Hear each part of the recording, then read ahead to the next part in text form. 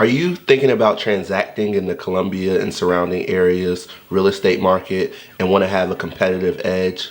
Well, today we are on episode 2 of How's the Market, where we talk about what's going on in the market, what you can expect, and the proper ways to move forward in today's market. And so part of what I want to do is bring more certainty to you in your real estate transaction. So I want to talk a little bit. Today is January the 21st of 2021, and I want to talk a little bit about what I've seen from the ground level in terms of real estate. And my name's Cameron Flemming. I'm with United Real Estate, the Flemming team, and we help a lot of buyers and sellers. As a matter of fact, in this month alone, we've helped put 12 homes under contract, and it's just the 21st day of the month, so we do a lot of business in the area.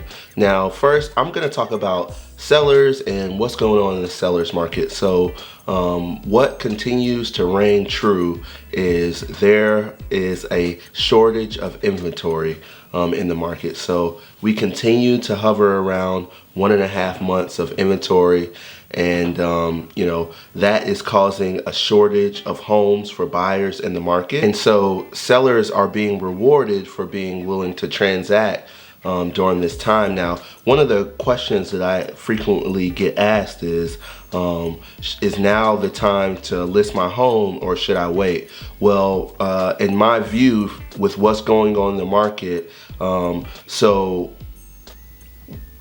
we're putting homes on the market right now, we're getting, 8, 9, 10. On one of the homes that I recently put on the market, we got 16 offers. So we're getting a large number of offers. And, one thing to keep in mind is only one person can purchase your home. But I think here's what's most important to look at, and that is terms, right? So when you get 16 offers in on a home, well, you're really in the driver's seat in terms of terms. And when I say that, I don't always just mean necessarily the purchase price. So do I see a potential for maybe sales prices to tick up a little bit in 2021? I do, but I think right now with such limited inventory, you have a better chance of getting the absolute best terms. And so it's not all about purchase price. Some of the times it's about, do we have a buyer that can pay their own closing costs? That may make the difference between you actually netting more money in your pocket. So in my estimation, we don't have a crystal ball. We don't know how the inventory is going to look as we move forward. So in my estimation, absolutely, now is the time to list in lieu of waiting. Again, if you can get 10 offers in on the property, that's going to be able to give you a choice of what's best for you and your family. And we find that's when sellers are ultimately the happiest. Now, another thing to consider if you're a seller in terms of timing is interest rates. So interest rates are very low right now. Now, economists do predict those interest rates to continue to be low, but we don't know how low. So, if you're thinking about selling your home to buy a new home, or maybe even build a new construction home, I think now is a really good time to explore that. Now I want to talk a little bit about buyers and what's going on in the market for buyers. Now, it's a good time to buy because interest rates are so low.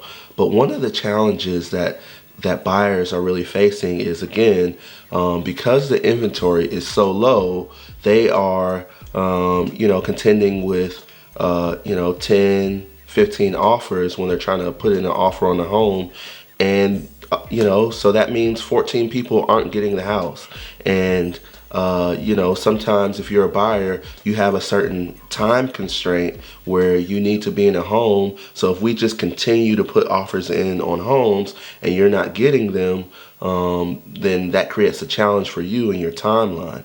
So, I have a couple of recommendations for buyers and what they need to be willing and prepared to do right now. I actually just got a buyer.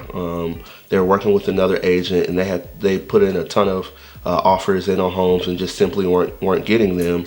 And I basically explained two things to this buyer. I shared with the buyer, look, I've been working on the seller side as well, and so I know who's getting these houses. The people who are getting these houses are paying their own closing costs. So if you have the capability to pay your own closing costs, that's what you need to do. And then also I told her a second thing.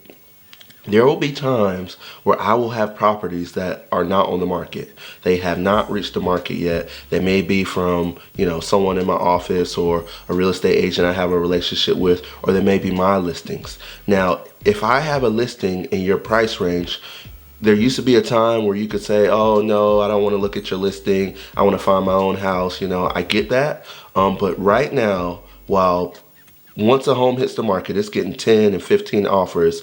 If we give you an opportunity to preview a home before it hits the market, you absolutely need to do that.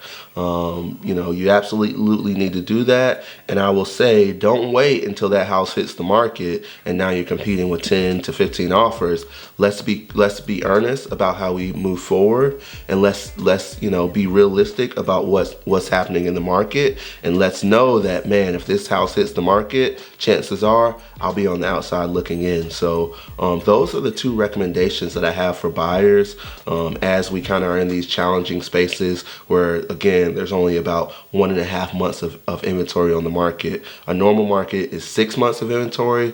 And when we say 1.5 months or 6 months, what that means is if no homes were to be entered into the MLS, how long would it take for the current buyers to basically buy all those homes? So that's what we're talking about when I say, hey, there's 1.5 months worth of homes on the market. So there you go, guys. That's kind of what I see is going on in the market. The tips that I have for you to be successful in today's market. I'm curious, what challenges do you face when it comes to either trying to get your home prepared for the market or trying to get yourself ready to buy a home?